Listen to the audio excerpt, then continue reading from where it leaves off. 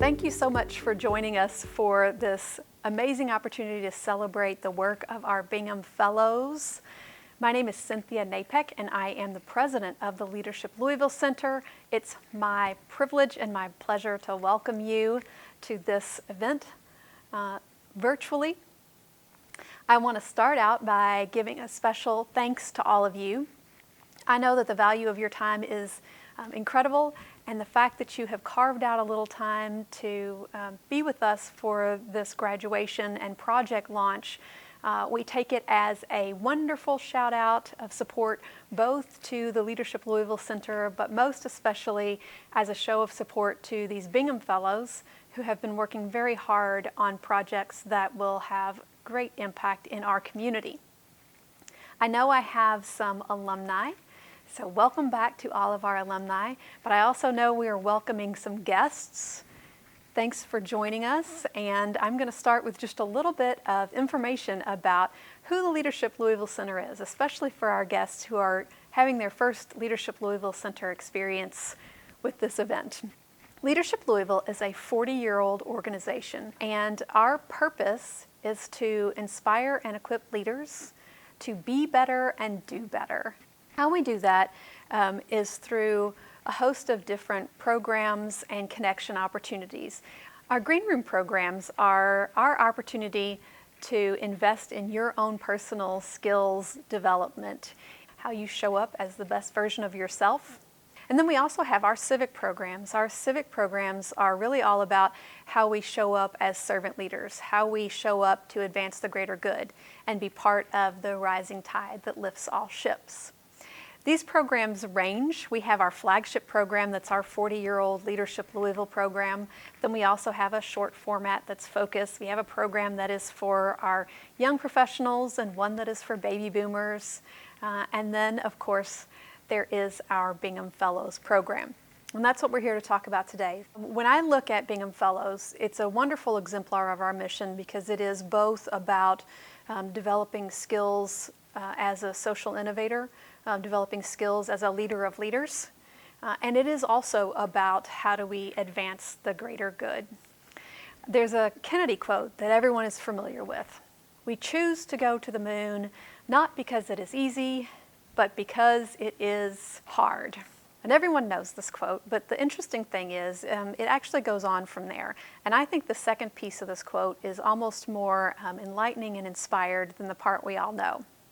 He says, we choose to go to the moon not because it is easy, but because it is hard, and because it will serve as a measure of our very best skills and energies, and because it is the problem that we are willing to tackle.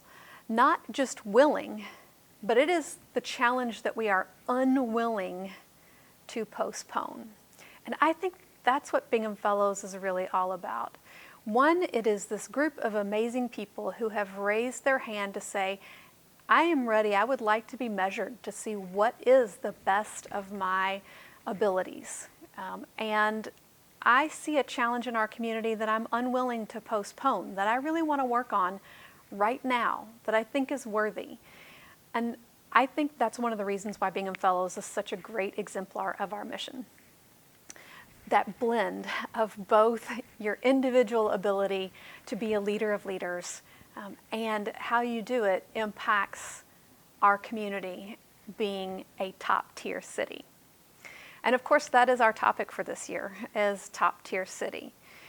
When we choose a topic, we're trying to figure out what is the thing that will make a huge impact in our community. What is the thing that will transform us? What gets us to that top tier? And when we chose this topic in 2019, we were looking at all the opportunities where Louisville was on the cusp of breakthrough to really be the best version of ourselves as a community.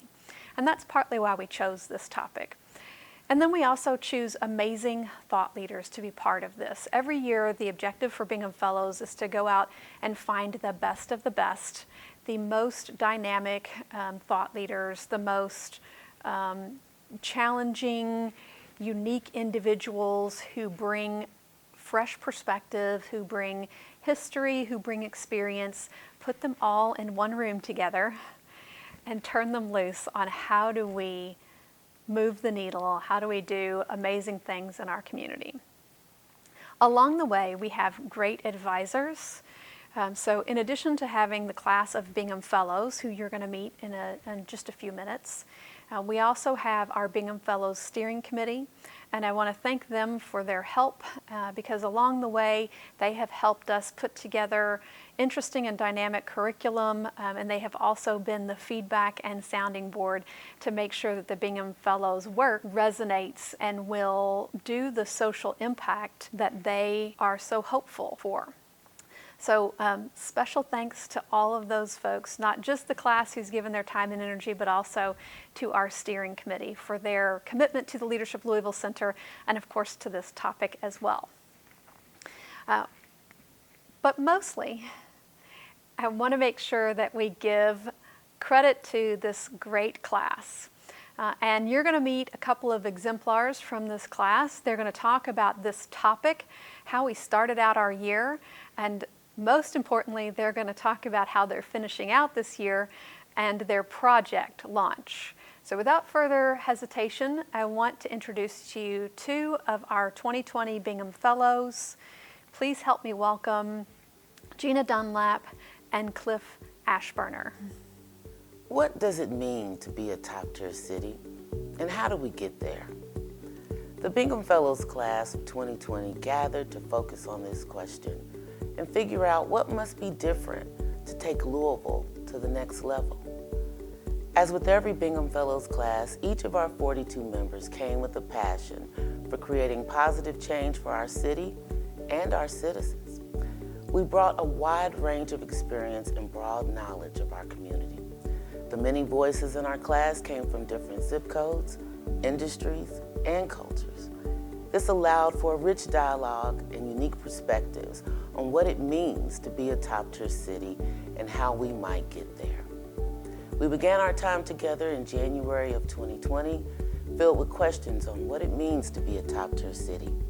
We pondered ideas like, is it more Fortune 500 headquarters, professional sports teams, or more amenities, new cityscapes?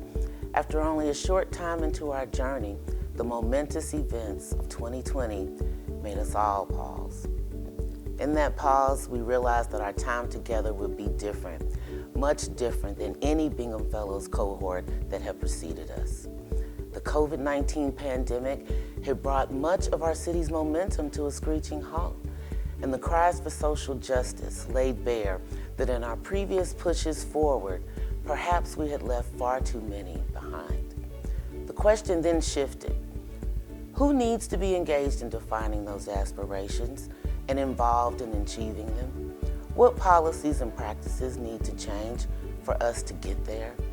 As we continued down our path of understanding, we individually and then as a group realized that Louisville, to step up to the next level, we must also lift up those left behind and move forward together.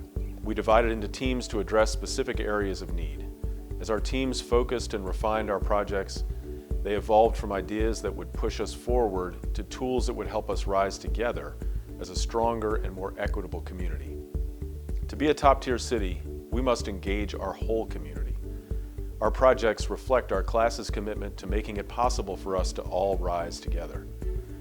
They begin with a focus on connecting all individuals in the digital realm and ensuring equitable resources for small businesses and neighborhoods.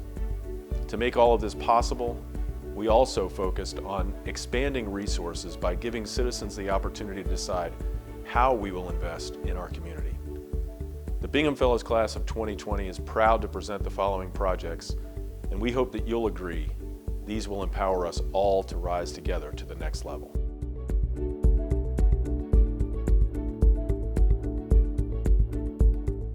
Welcome. Thank you for joining us today. 2020 Bingham Fellows has been a great experience. As the mayor of the city of Jeffersontown, I, Bill Dariff, is privileged to be a part of the Bingham Fellows this year. We started off with a little under 50 people, and we divided up into categories to what we felt was the best thing to make Louisville the top-tier city. Our group was one that saw the digital divide that needed to be solved, that needed to be helped. It has been a long time that we've had this, but what has happened this year has exponentially made it an item that we have to solve. Our group of 13 asked one question. That one question exuberated into many answers. The question is, what if? What if a child had equal opportunity and access to virtual learning? Kamara could be doing her homework at home instead of having to borrow Wi-Fi from the parking lot next door. What if all seniors had access to the quality health care? Larry wouldn't have to go to the library to visit his doctor. What if everyone could stay connected with friends and loved ones and not feel isolated? Gina could visit her grandson in Chicago. What if all people had access to employment and business opportunities? Rebecca could apply for a better job and raise the level where she wants to be in the future. Back many years ago, we outlawed housing redlining. Today, that same map is a digital divide map that overlays what we have in this community, and we can get rid of it. Did you know 53,000 households don't have internet access? 45,000 households don't even have the computers to make the access. And 90% of our low-income families aren't aware of the low price they can get to make access. But even at the low price, they have to buy food. They have to provide for their family. We can do better. Did you know that to support remote, non-traditional instruction, as we've learned now, NTI, Jefferson County Schools had to distribute 60,000 devices, 11,000 hotspots, and field 122,000 inbound technical calls. And unfortunately, the CARES money will run out, and our students still need the help we need in the future. We can do better. We must do better. We must pursue digital equity for all those in Louisville. Digital equity is the condition in which all individuals and communities have the information technology access and skills needed for full participation in our society, our democracy, and our economy. To be a top-tier city, we must break through barriers, we must close the digital divide, and we must achieve the digital equity that our community so deserves and wants. But we realized when we started this process, and many people believe that the only thing to digital divide is providing the access. That's only one leg of the three-legged stool. If we do not have all three legs, the process falters. So first thing we have to do is get the access. But then the person has to have the hardware to get to the access. And as all of us know, when we get a new computer, we get a new phone, whatever we get, the third leg is to learn and be trained how to use it properly. Our digital inclusion team was made up of many different people from all parts of the community, all different zip codes of the community that were concerned, realizing that we are a community of all, that we all should be included when we reach out for the future.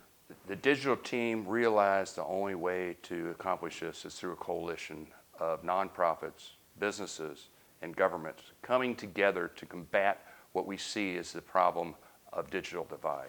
To arrive at this project over the past several months, our group has collectively spent hundreds of hours gathering information, meetings, researching. We have met with dozens of agencies working on digital inclusion.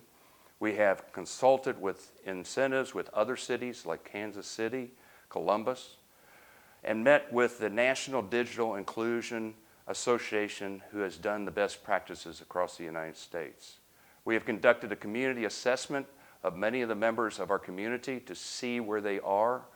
We have to reach out to those that do not have that ability, to bring them into the group, to ask them what they need. The pandemic has accelerated and shown us where the gaps are in the digital divide. The pandemic has shown us that learning, health, education, and jobs, both working at home and trying to find one, is something that has been paramount, and we need to make the next steps to make the community a better place and assess where our actions should go. Our research led us to conclude to several things.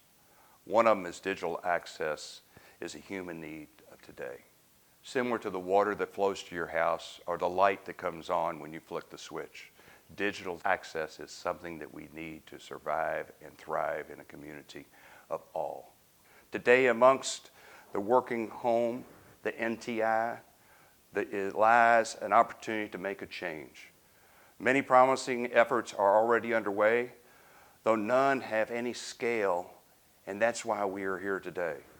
A coalition is a scalable mechanism to bring attention to digital equity and help close the relative poverty and racial equity gap. Any effort to bend the curve of digital inclusion must be sustainable and scalable.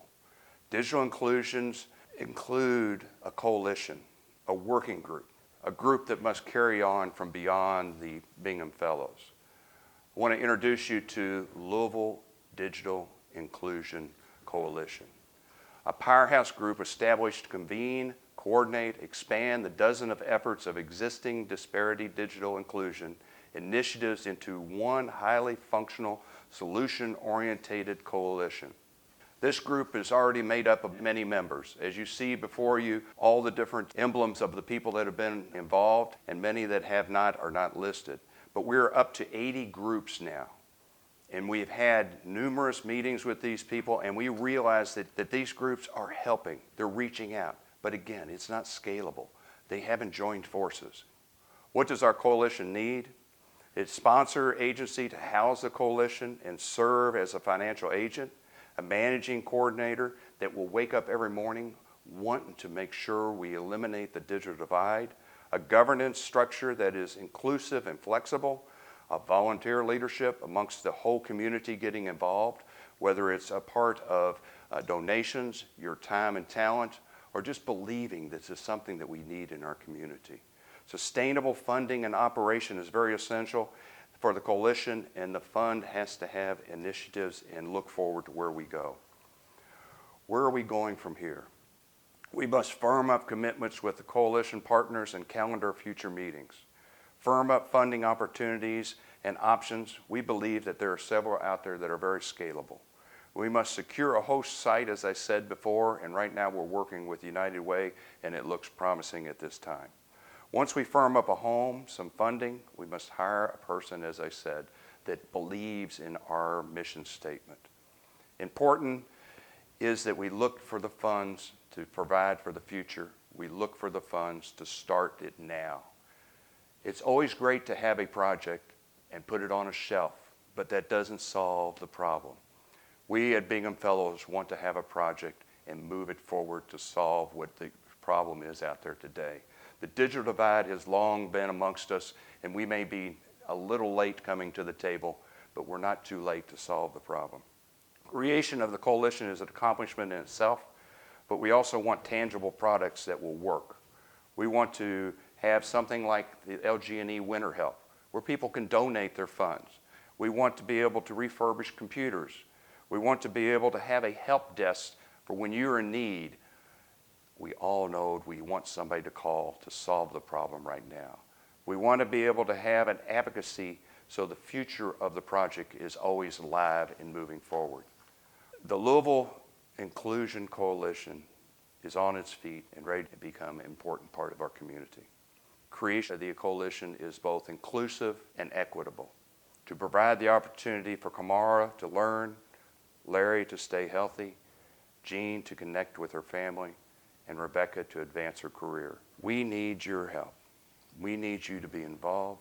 We need you to believe that the next great thing in this community to make it a top-tier city is to eliminate the digital divide in our community. So please, thank you for being a part of it today, and I appreciate you joining forces with us in tomorrow. God bless.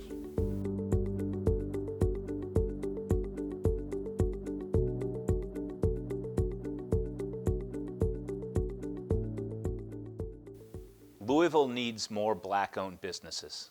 We're in an equity crisis. 2% of businesses in Louisville are black-owned, yet 22% of the population is black.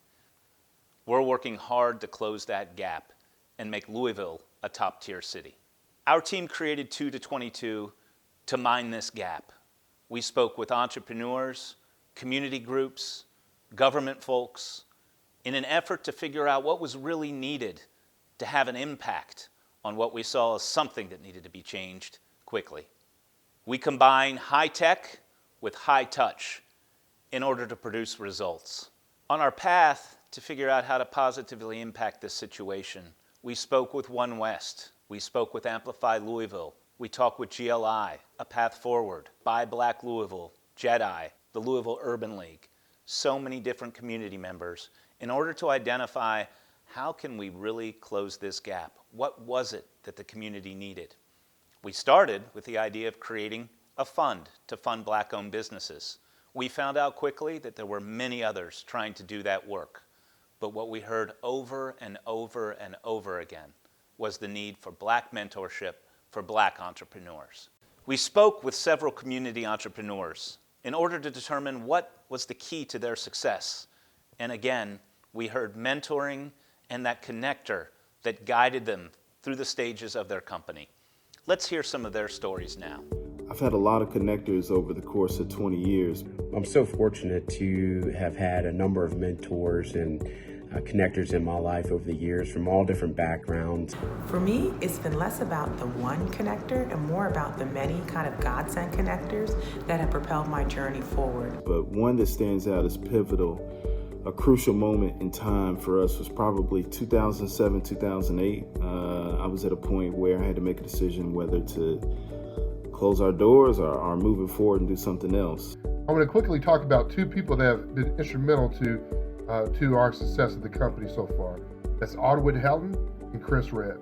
Audwin introduced us to Pedro Bryant, who introduced us to Ryan Benjamin, and that was a huge introduction for us. In some cases, it'll be a connector that I met randomly at a lunch, and 5 years later, I get a LinkedIn message from a funder or a partner that says, hey, so-and-so said I should reach out to you. When I think of one that really stands out to me, a gentleman by the name of Steve Huey, who is a serial entrepreneur, he's an investor, and a great mentor. And Mark Brashers, who at the time worked for GLI as their marketing director, really took it upon himself and put my business on his back and had the faith, enough faith in us to put a contract on the table for us to actually sustain our business through a really tough period.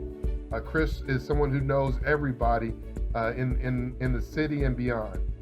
But he's one of the first investors in Superfan, and as I was getting my feet wet and trying to raise capital from, quite frankly, especially here in the Louisville community, from folks that didn't look like me, he provided me a lot of confidence and security in knowing that folks weren't investing in me per se and what I look like, as much as my ability and the capacity and the talent and the skill that I brought to the table to grow a successful company and hopefully get a return on their investment. It was that contract and that faith from that one particular ally, and bigger than an ally, friend, that put us in a position to be here today. Without those two individuals, we probably wouldn't be sitting here talking to you. So I'm always grateful for that moment. So thank you, Steve Huey. Thank you, Mr. Helton, and thank you, Mr. Redd, for everything that you've done for us. We very, very much appreciate it. In designing the 2 to 22 program, we had several key tenets that we paid attention to. First, we wanted it to be community-led. Specifically, we wanted the operation to be run under a Black leader in our community. We also wanted it to be sustainable. We knew we wanted to create something that would go on for years and years into the future, and we created a program that will allow for that. We also wanted to engage a support ecosystem of interested parties in our community that are going to support the effort of the 2 to 22 program as we move forward in the years to come. So what does 2 to 22 do?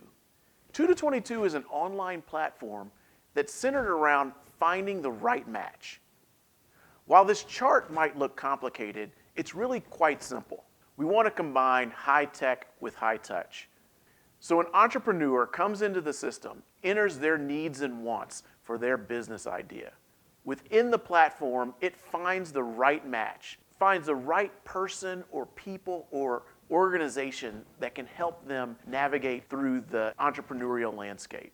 While the platform is backed by Salesforce and housed within Amplify, the Navigator is really the key to unlocking success.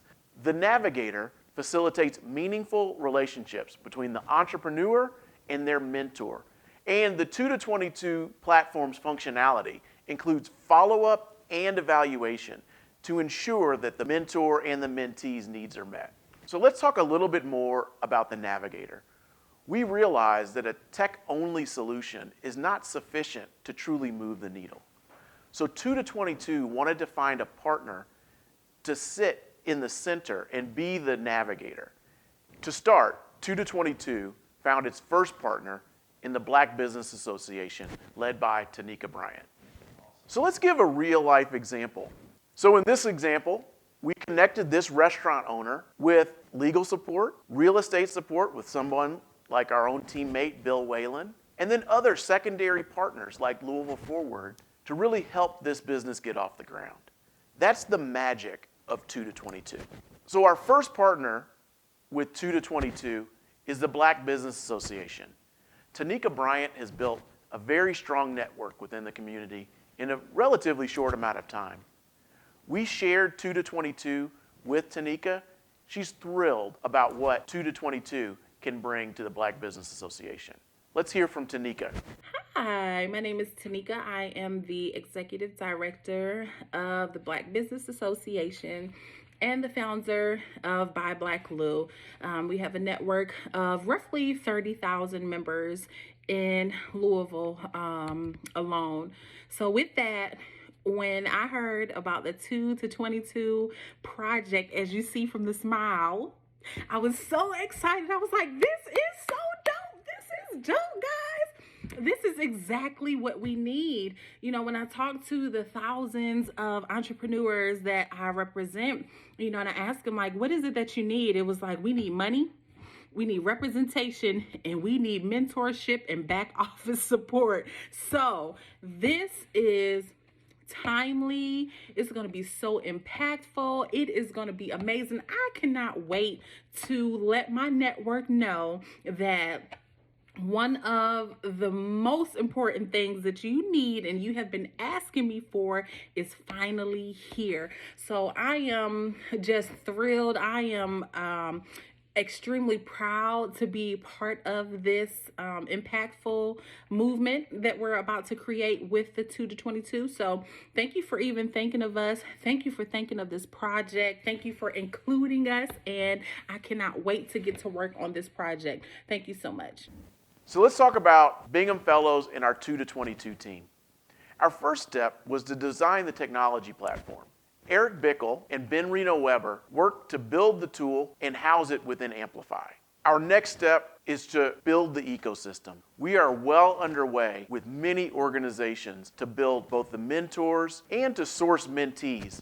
We're also forming relationships with many professional services organizations within our community who are willing to provide pro bono services to our mentees. Finally, we want to ensure that this program is sustainable.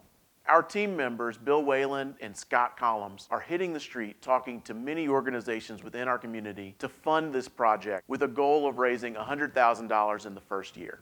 We're excited about the impact that 2 to 22 is going to have on our community.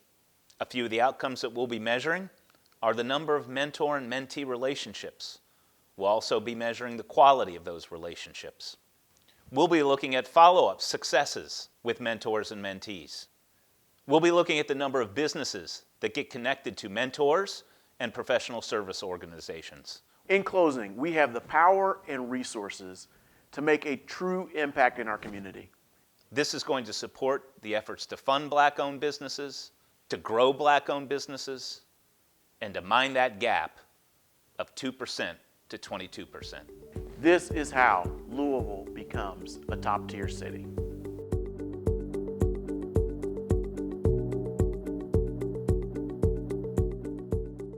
Good afternoon. We are the Thrive In Group.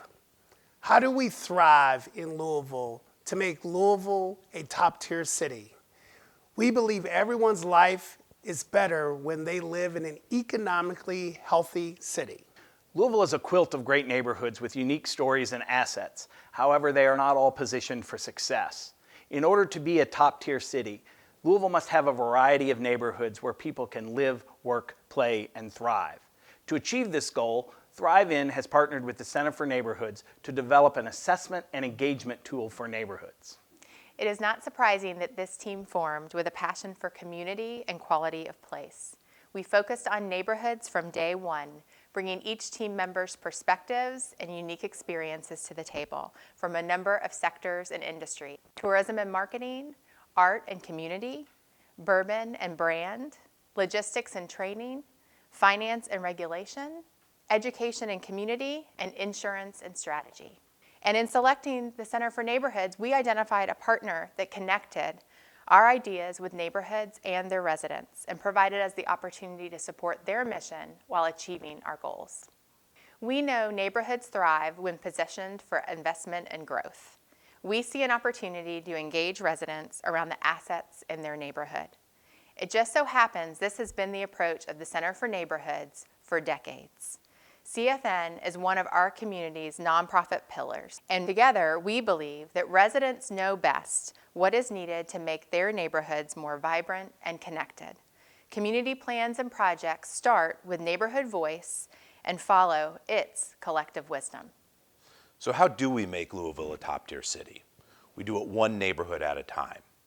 As part of the overall quilt that makes up our city, each neighborhood has its own story to tell, its own unique set of assets that can be leveraged, its own needs, its own goals.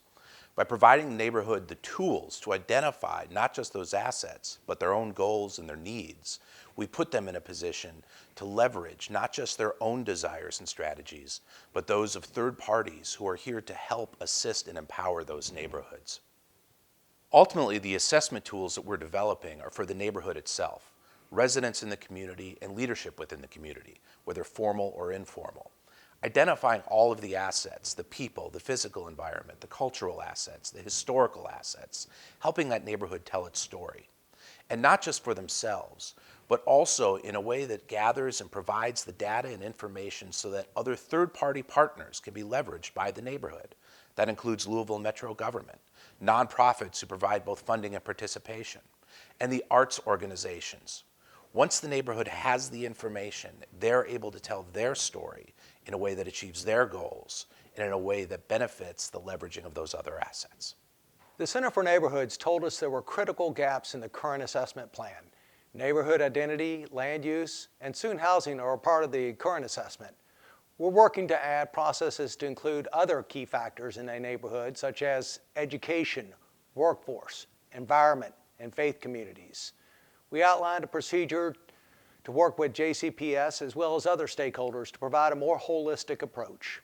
Our plan is to work in close conjunction with Center for Neighborhoods and neighborhood stakeholders to create goals that will help neighborhoods position themselves for success. We'd like to help communities recognize that even though the built environment is a big part of community planning, the most important asset that a community has is the people, the neighbors themselves, the people who live and breathe that neighborhood. Each neighborhood with which we plan to partner has a long, rich history and unique culture. Our plan is to help both community leaders and residents to cultivate this culture. So this will create a sense of pride and belonging within the neighborhood, which will encourage people to actually take an active role in the development and the strategic planning of their neighborhood. In order to achieve these goals, we need a highly focused and specialized tool. We're working with Centers for Neighborhoods to develop a neighborhood asset survey tool. At its core, the Neighborhood Asset Survey tool focuses on the neighborhood's assets versus the neighborhood's deficits. And an important aspect of it is that it is a people-first perspective tool.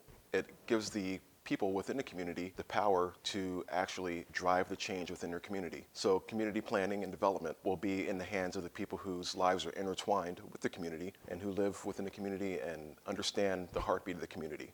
The tool that we plan to use leverages the latest technology, including asset management software that's currently in use by Center for Neighborhoods, which will help identify any and all assets within a neighborhood and give the community the ability to develop these assets to move themselves forward into the future.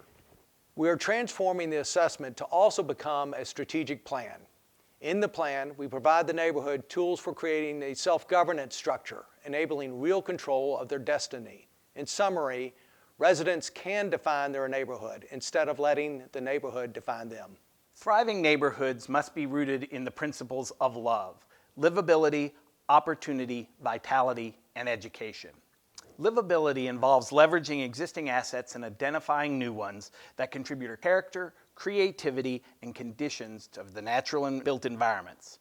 These could include things like pedestrian and bicycle access, access to high-quality healthcare, access to high-quality local food, cultural attractions, natural spaces, and recreational programs and spaces. Opportunity focuses on building human capital and supporting businesses that provide needed services and viable jobs and opportunities for people within the neighborhood. These could include things like redeveloping commercial property for reuse, attracting and growing small businesses for larger enterprises, neighborhood-level commercial development that provide vital services, or developing mixed-use places and supporting local neighborhood entrepreneurs. Vitality focuses on retaining and attracting residents to neighborhoods so that you can create diversified households and density and prosperity. Vitality could include projects like targeting home repair and financing, unique home financing for loans and new home purchases, land banking, creative and efficiency options, and energy efficiency programs. Education provides a rich array of educational opportunities from cradle to career to ensure that children have access to quality schools and that adults have the training and development they need to improve their employment skills. This could include things like quality pre-care and child care centers, supporting existing schools or developing new ones, attracting adult education and centers for working families, and relevant workplace and development programs. Love, livability, opportunity, vitality, education. All we need is love.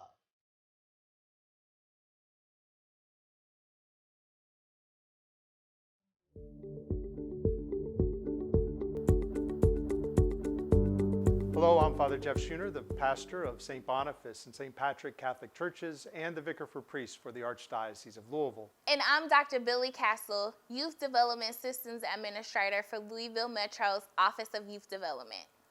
As Bingham Fellows, we set out last year to answer a critical question. How does Louisville become a top-tier city?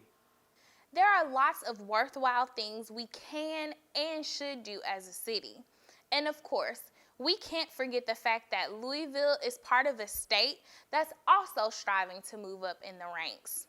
Our Bingham Fellows team came together around a theory of change that focuses on something we need to fix at the state level in order for our city to succeed.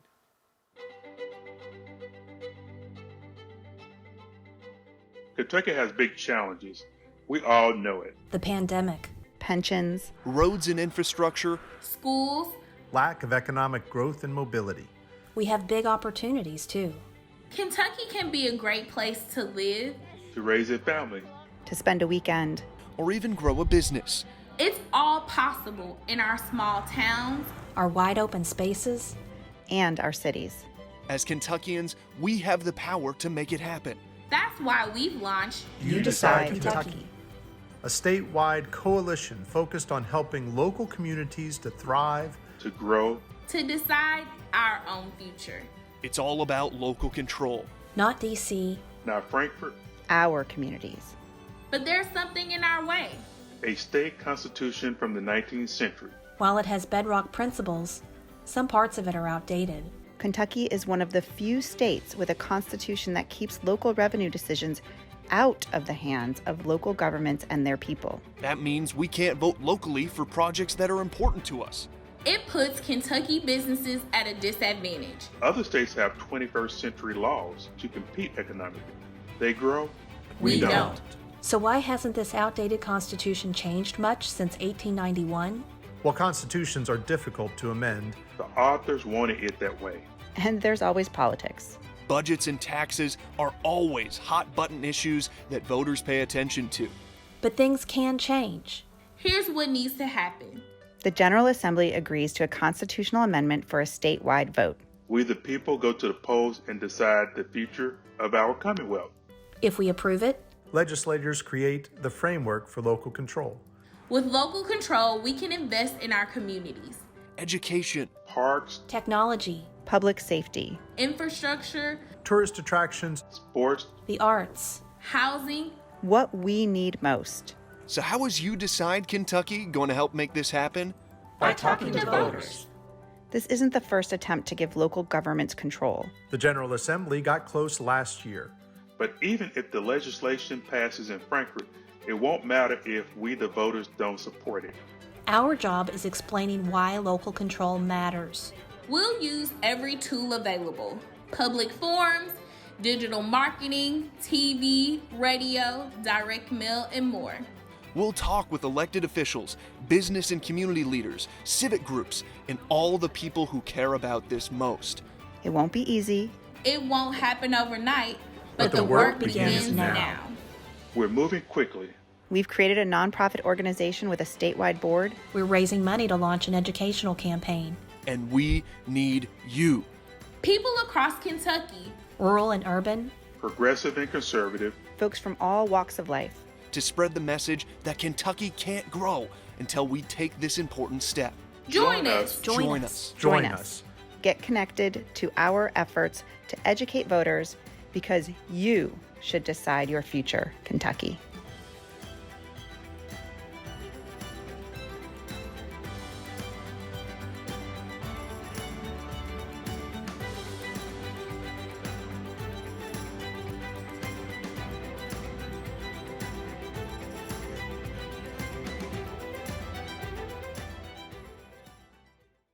There's a lot more to the story, and you'll be hearing a lot from You Decide Kentucky in the days ahead. We really need support from our hometown. So please reach out to us if you want to get involved. We also need your help connecting to folks across the state who can help us build a broad coalition of supporters to pass the constitutional amendment on the ballot. Before I close, I want to acknowledge the 14 members of our team. The Bingham Fellows Program presents an exciting challenge to participants each year. That challenge was even greater this year without the opportunity to form professional friendships in the traditional way, which is one of the greatest benefits of being a Bingham Fellow. We've never been all together in person as a team. The closest we came was a trash can Zoom meeting back in June.